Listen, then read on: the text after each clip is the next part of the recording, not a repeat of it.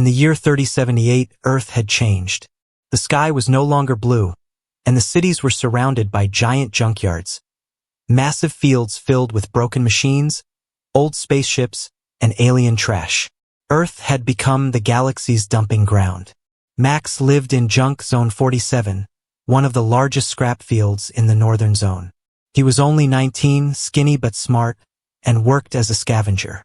Every day, Max searched the metal mountains for anything valuable, old parts, batteries, tools.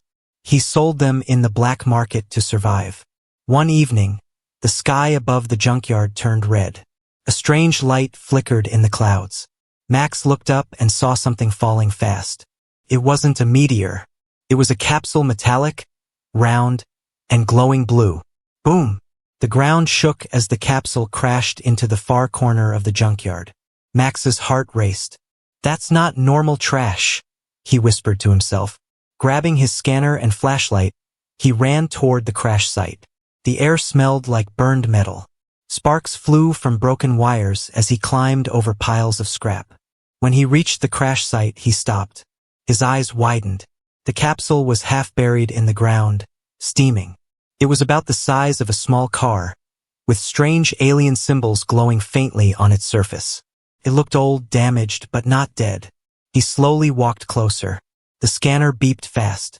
"Life form detected," it said. Max froze. "Wait. What?" He placed his hand on the side of the capsule. Felt warm.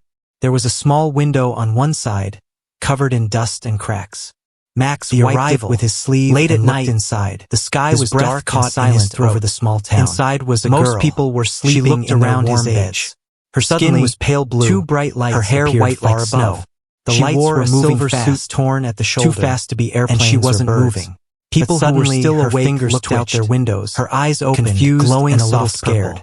Max jumped grew bigger and bigger, but the girl didn't move again. With a loud sound, she was alive. They crashed into the forest outside the town. He knew he couldn't leave her there. The ground shook. Others would find her, blue light and glowed in the trees for a few seconds. Using his toolkit, then everything was quiet again. The capsule door opened. The only sound was the wind moving through the leaves. Cold steam deep in the forest. The girl gasped, her chest rising quickly. They were not human. Her eyes slowly turned. They were two young alien girls. "Don't," scared and cold. "Let them find me." Their skin was soft, she whispered in a soft, their hair was silver.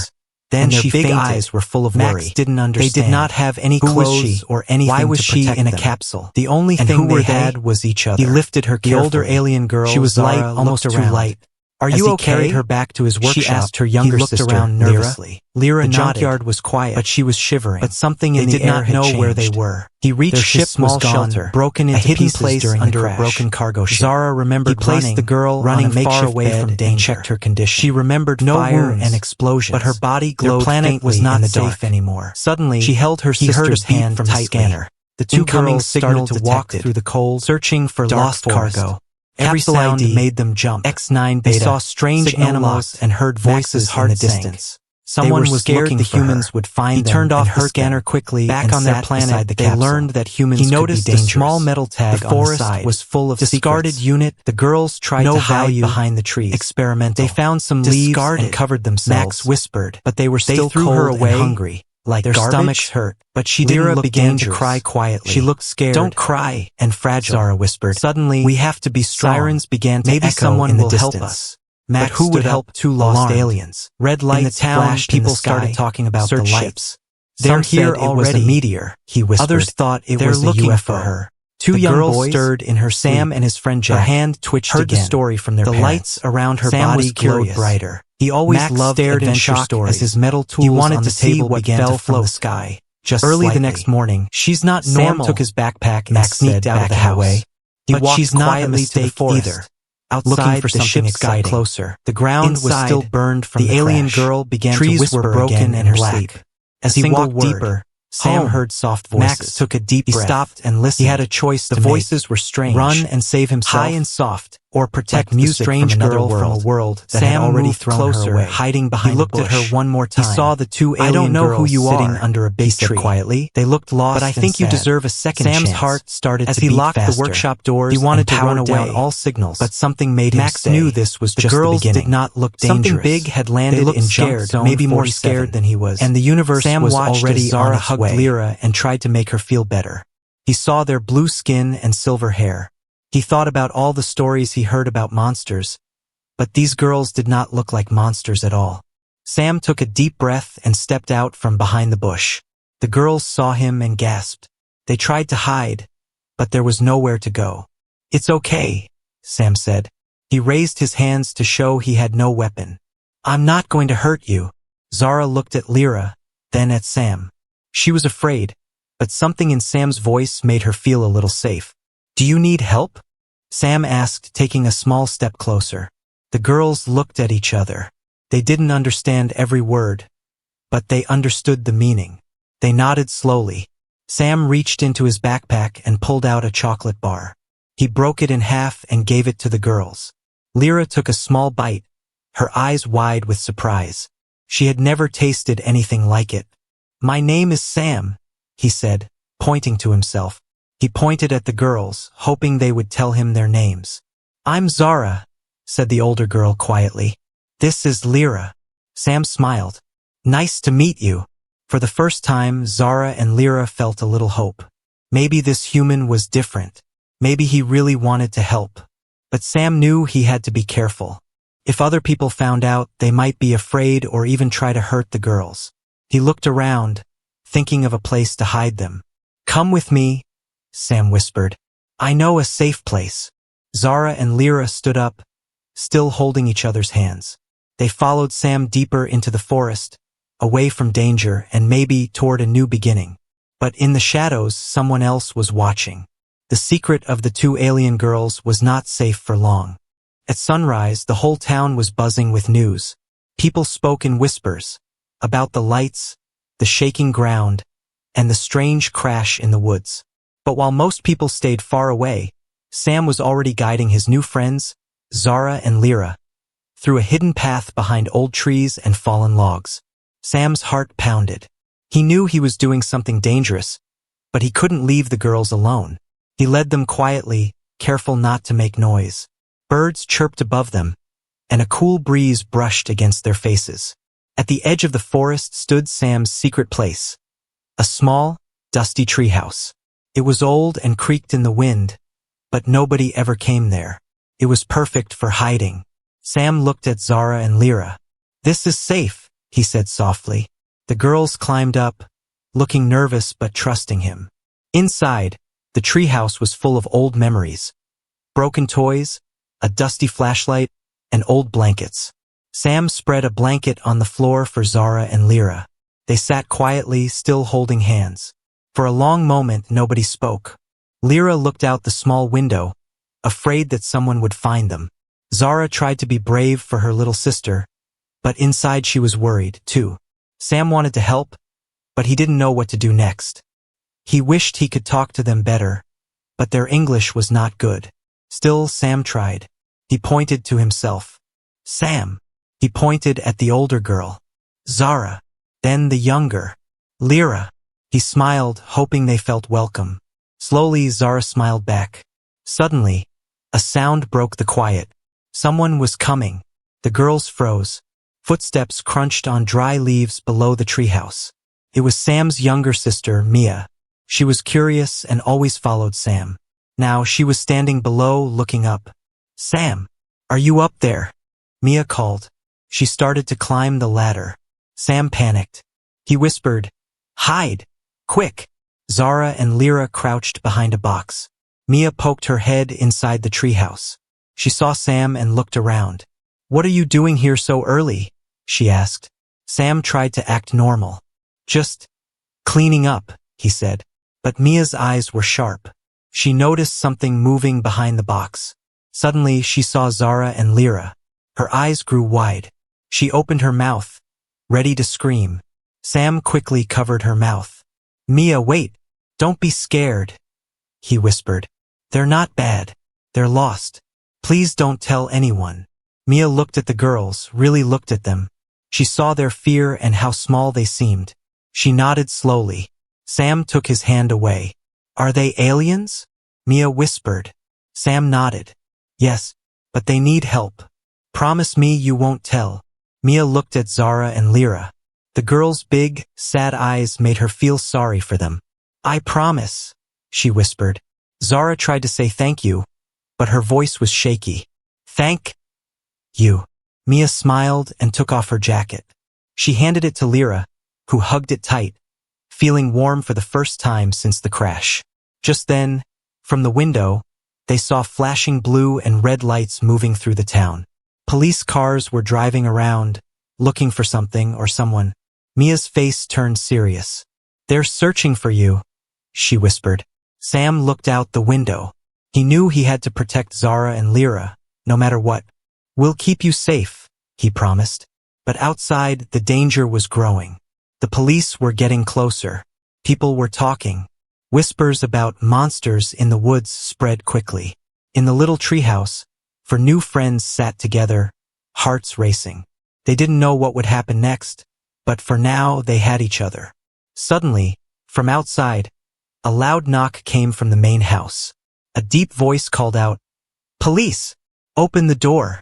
Sam's blood turned cold. The secret was almost out. Would the police find the aliens? Would anyone believe they just needed help? The adventure was only just beginning. Mia could not sleep that night.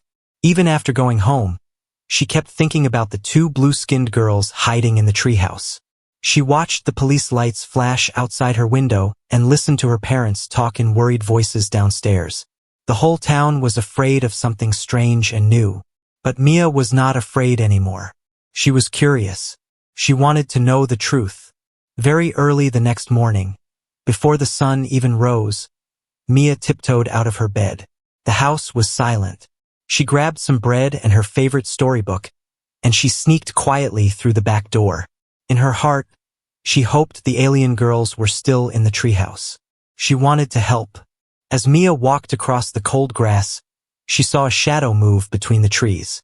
Her heart skipped a beat. But when she got closer, she saw Sam. He was already awake, sitting at the bottom of the treehouse ladder, holding a flashlight. Couldn't sleep, Mia whispered. Sam shook his head. I kept thinking about them. They climbed the ladder together. Inside the treehouse, Zara and Lyra were huddled in a corner, awake all night. Lyra's eyes were red from crying, and Zara looked tired, but both managed a small smile when they saw the two human kids.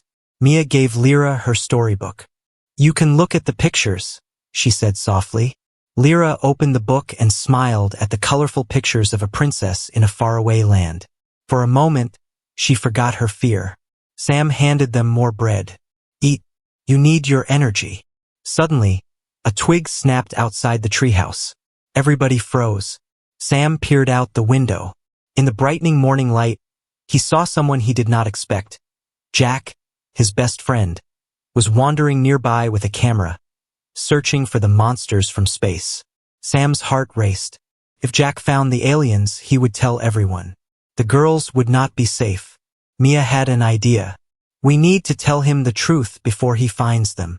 Sam was scared, but he nodded. He climbed down and called, Jack, over here. Jack ran over. Sam, did you see the aliens? Everyone's looking for them. I'm going to be the first to get a picture. Jack, wait, Sam said. He pulled Jack to the side and looked into his friend's eyes. Promise you won't scream. Promise you won't tell. Jack's excitement grew. What do you mean? Sam pointed up at the treehouse. They're not monsters, Jack. They're just kids. Like us. Jack stared at him, confused. But Sam slowly brought him up the ladder. When Jack saw Zara and Lyra, he opened his mouth wide, shocked into silence. He stared at the girls, so different, but so scared. Zara's voice shook. Please don't hurt us, she whispered. Jack looked from the girls to Sam and Mia. He saw the fear in the aliens' eyes, and suddenly he realized. They were just lost children, far from home. They need our help, Mia said softly. Not everyone is going to understand, but we can. Jack nodded slowly. Okay, I promise. Inside the treehouse, a new bond grew between the four kids, two humans, two aliens. They shared stories and laughter, even though the aliens' English was simple. Mia showed them how to read the pictures in the book. Jack shared his favorite candy. Zara and Lyra taught them a few words from their own language, words that sounded like music. But outside, the world was changing fast. A neighbor with sharp eyes and a sharper tongue had seen the strange shapes in the treehouse. She hurried to her phone and called the police. "I think I found those monsters," she whispered. Back in the treehouse, Sam, Mia, Jack, Zara, and Lyra heard the distant sound of sirens again. The police were coming closer, their voices echoing through the trees. "We have to hide," Sam whispered. Mia grabbed Lyra's hand. Jack looked for another exit. The girls' hearts raced. The treehouse felt smaller and smaller as the danger grew outside. Would the police find them? Would the secret be safe for even one more day? As the sirens screamed louder and footsteps moved closer, the adventure took a new turn. A turn that would change all of their lives forever. For a long, breathless moment, nobody in the treehouse moved. The sound of sirens grew louder. Every heartbeat felt like a drum in the quiet morning. Zara peeked out the tiny window. Through the branches, she saw two police officers walking slowly across the yard. They were checking every corner, every shadow. Inside, Lyra squeezed Mia's hand so tightly that Mia almost cried out. Jack looked pale as he whispered, "They're going to search everywhere." Sam tried to think fast. "We can't stay here. We have to move now." But where could they go? The yard was open, and the police were getting closer. Then suddenly, bang! The back door of Sam's house slammed open. Sam's mother shouted from inside, "Officers! Is everything all right?" The police called back, "Ma'am, we're just looking for something unusual. Have you seen or heard anything strange?" Sam's mind raced. His mom didn't know about Zara and Lyra. If the police went upstairs and looked out the window, they would see the treehouse for sure. Jack's eyes landed on a trapdoor in the floor. An old escape hatch Sam had once built for spy games. It was small, but just big enough for two small aliens. "Here," Jack hissed, pointing to the trapdoor. Without wasting a second, Sam helped Zara and Lyra climb down through the hatch, dropping quietly into the thick bushes below. Mia slid down next, then Jack, then Sam. They crouched low, hidden by leaves and shadows. The police were now circling the treehouse, flashlights shining in the early light. One of the officers climbed the ladder. He looked inside, shining his light on the empty floor. He frowned. "Nothing here, just some old blankets," he called. Sam, Mia, Jack, Zara, and Lyra stayed perfectly still, barely daring to breathe. An ant crawled up Lyra's arm, but she didn't move. As the police finished searching and started walking back to the house, Sam whispered, "Let's go. This way." They crawled on hands and knees through prickly bushes and muddy grass. Sam led them behind the neighbor's shed, then across a tiny creek. Their shoes were soaked, but nobody complained. Mia glanced back. "Do you think they'll come after us?" Jack nodded. "We can't go home now. Not yet." They kept moving, deeper into the woods, until they reached an old, abandoned greenhouse. The glass was cracked, and the plants inside had grown wild. Sam pulled open the rusty door, and everyone hurried inside. Safe for a moment, the group huddled together and caught their breath. Zara wiped mud from Lyra's face. "Thank you," she whispered, her eyes shining with tears. Sam tried to smile even though he was scared. "It's not over yet," he said. "They're still searching." Outside, the sound of shouting echoed. Someone had seen movement in the bushes. The chase was not finished. Jack closed the greenhouse door gently. "We need a plan." Mia handed Lyra a water bottle. "Don't worry, we'll help you, no matter what." Zara looked around at her new friends, human and alien, scared but brave. For the first time, she felt a little hope. But the danger was not gone. The search was growing. And in the shadows, more eyes were watching. Farther away, a neighbor zoomed in with his camera, snapping blurry photos of strange blue faces. Another secret was about to be revealed. And the chase for safety, for trust, and for a new home was only just beginning. Rain fell hard on the small town, washing the streets and making the windows foggy. But even the heavy rain could not wash away the rumors. In almost every house, people were talking about the same thing. The monsters in the woods. The police searching all night. a blurry photo spreading like wildfire on every phone. The photo showed two strange shapes, blue skin, silver hair, hiding in the shadows behind an old greenhouse. Most people gasped and whispered in fear. Some laughed and said it was fake, but a few were truly afraid. Inside the greenhouse, Sam, Mia, Jack, Zara, and Lyra listened to the rain tapping the broken glass. They sat close together, cold and worried. Lyra shivered, not just from the wet, but from fear. Jack checked his phone. "Everyone has seen the picture," he whispered. "They're saying aliens are here. They think you're dangerous." Zara's hands shook. She looked at Sam, afraid for him and his family. "We should go. People are scared. We don't want you to get in trouble." But Sam shook his head.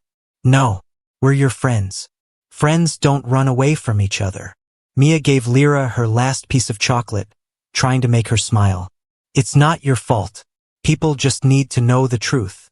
Outside, voices grew louder. A group of adults with umbrellas and flashlights was moving through the rain, searching for the greenhouse. "They're getting closer," Jack said. Sam made a decision. "We have to talk to them. If we keep hiding, they'll only get more scared." Zara's eyes were wide. "But what if they hurt us?" Sam stood up. He was shaking, but his voice was steady. "We'll do it together. We'll show them you're not monsters. We'll tell the truth." Slowly, the group stepped out of the greenhouse, into the cold, wet morning. The adults stopped when they saw them. Some backed away, afraid. Some lifted their phones to record. Others just stared. Sam raised his hands. "Please, don't be afraid. These are my friends. They are not dangerous. They are scared, just like you." One of the neighbors, Mrs. Carter, shouted, "How do we know that? They're not even human." Zara took a deep breath. In simple, shaky English, she spoke for herself. "We lost our home. We lost everything. We just want to be safe." Lyra stood beside her, clutching Mia's hand. "We don't want to hurt anyone. Please." There was a long silence. The rain fell harder. Some people started to lower their phones. Others looked at the two girls, not as monsters, but as children. Lost, cold, and alone. Jack looked at the crowd. "If you hurt them, you hurt us too. We're friends." Sam's mom ran over and put her arms around Sam and Mia. She looked at Zara and Lyra and saw, not fearsome aliens, but two children in need of kindness. Slowly, one by one, a few adults stepped forward with blankets and warm tea. Mrs. Carter, still holding her umbrella tight, asked, "Why did you come here?" Zara's voice was soft but clear. "Our world is gone. We have nowhere else to go." The truth was out now. No more hiding. No more lies. But not everyone was ready to believe. A man in the back took more pictures, already thinking about what he would post online. A few others turned away, shaking their heads. As the rain slowed, Sam knew things would never be the same again. Some people wanted to help. Some people were afraid. And somewhere, deep in the crowd, someone watched with angry eyes. But for Zara and Lyra, this was the first time anyone had listened to them. Maybe, just maybe, they could find a place to belong. In the quiet after the storm, hope and fear grew together, side by side. Night fell quickly over the town. The storm was gone, but the air was full of questions and worry. Inside the community hall, people gathered for an emergency meeting. Some were wet from the rain, others angry or scared. The police stood near the door watching everyone. But Sam, Mia, Jack, Zara, and Lyra were not there. They were still outside, hiding near the edge of the woods. They could see the lights from the hall and hear voices, loud and sharp. "Why are we hiding?" Lyra whispered, her eyes wide in the darkness. Sam put a hand on her shoulder. "Some people are afraid, but we're not giving up." Inside the hall, adults shouted, "They can't stay here. They're children. We have to help. What if more of them come?" Back in the shadows, Jack was shaking. "They might send you away. Or worse." Zara looked at her sister and new friends. She saw fear, but she also saw courage. Suddenly, a dog barked in the distance and then headlights. A big black van drove into the parking lot. Two men in dark suits stepped out, moving quickly toward the hall. "Who are they?" Mia asked, hiding behind a tree. Jack's phone buzzed. He checked the message and his face went pale. "Government. Someone called the government. They're here for Zara and Lyra." The group knew they had to act now. "Enough running," Sam said, his voice strong. "We have to stand together. We go in, all of us. We tell the truth. No more hiding." Mia squeezed Lyra's hand. Jack nodded. Even Zara and Lyra, tired and scared, nodded too. They walked out of the shadows, stepping into the light for everyone to see. Inside, the room fell silent. Every eye turned to them. Sam took a deep breath and stood in front of the crowd, his friends behind him. "Please listen. We are not afraid. These girls are not dangerous. They are just lost. If you send them away, you send away kindness. You send away hope." The two government men stepped forward. One spoke. "We're here to take the aliens into custody. For your safety." "No!" Mia shouted. "You can't take them. They're our friends." People in the hall murmured. Some stood up, blocking the way. "Let the children speak," one old man said. Zara stepped forward, her voice shaking but clear. "We do not want to run. We do not want to hide. We just want a home. Please." Suddenly, a loud roar filled the air. Outside, a bright light flashed, brighter than any car or street lamp. Everyone rushed to the windows. In the night sky, a strange ship hovered, lights spinning and engines humming. Lyra hid behind Mia. "What is that?" Sam stared. It's another ship. Someone's coming." The government men pulled out radios, yelling for backup. The townspeople panicked. But Sam, Zara, and the others held their ground. A door on the ship opened. A tall figure stepped out, its shadow long and strange. Zara gasped. It was someone from her old world. The figure spoke in a language no one understood, but Zara's eyes filled with tears. Not of fear, but of hope. "He's from my family," she whispered. "He's come to help." Now the choice was clear. The town had to decide. Would they trust Zara and Lyra and stand together? Or would fear win? Sam reached for Zara's hand. "Whatever happens, we're with you." In that moment, the line between human and alien faded. All that mattered was friendship, hope, and the courage to stand together, even when the world was watching. The strange ship hovered over the field, its blue lights shining on every face below. The whole town stood outside in the darkness. No one was sleeping now. Some people held phones, some held umbrellas, but most just held their breath, waiting to see what would happen next. Zara's heart pounded. The tall alien from the ship stepped into the wet grass. He had eyes like hers, full of worry and hope. He spoke in her language, gentle and kind. Lyra ran to him, tears in her eyes. The two sisters hugged him tight, not wanting to let go. The townspeople watched, silent and amazed.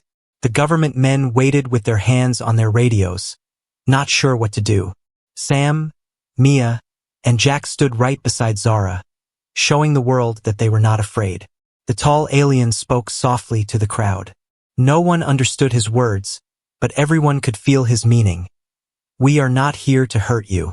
We are only looking for home and kindness." Zara turned to the humans who had helped her. Her English was simple, but her voice was strong. "You gave us hope. You showed us care. On our world, we lost everything. But here we found friends." Sam stepped forward. "You don't have to go. You can stay with us." The town was quiet, thinking. Some people nodded, others still looked worried. The government men tried to argue, but a gentle old woman spoke. "Sometimes, family is not only who you are born with, it is who cares for you. These girls belong here, with those who love them." The mayor, moved by everything he had seen, stepped forward. "This is our town. We choose kindness." The tall alien smiled and nodded. He looked at Zara and Lyra, then at the humans and spoke again in his language. Zara listened carefully, her eyes full of hope. "He says we can stay if you will have us," she said quietly. Mia hugged Lyra. Jack clapped his hands and cheered. For the first time since crashing on Earth, Zara and Lyra laughed together. Real, happy laughter. The ship powered down, its lights dimming. The tall alien left gifts for the town. Strange glowing stones and small seeds that sparkled like tiny stars. He promised to visit but not to take them away. The whole town joined together. They shared food, warm clothes, and smiles. Some people apologized for being afraid. Others promised to help the girls learn and grow. As the sun finally rose, Zara and Lyra stood outside their new home. A small house near Sam's, filled with books, warm blankets, and pictures made by Mia and Jack. No more hiding. No more running. They were safe. That night, the 5 friends lay on the grass, looking up at the stars. Zara whispered, "Maybe there are more lost ones out there, waiting for a friend." Sam squeezed her hand. "If they come, we'll help them too." And so, in a little town where fear had once lived, hope grew brighter than ever before. Zara and Lyra had lost everything, but with help, they found something even better. Family, a future, a new home.